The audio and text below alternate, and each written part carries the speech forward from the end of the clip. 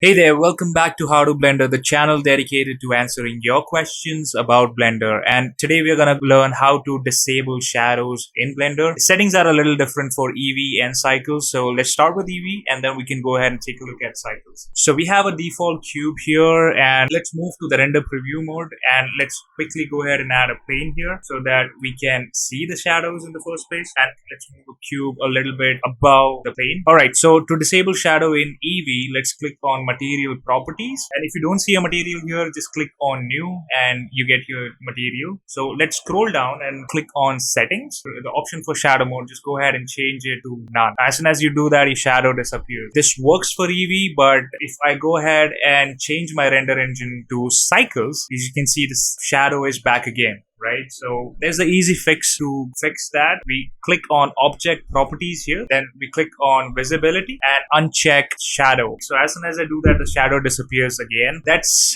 how you disable shadows in Blender. I really hope that you guys liked this video and it was helpful, and if you did, don't forget to like, share, subscribe, and I'll see you guys in the next video.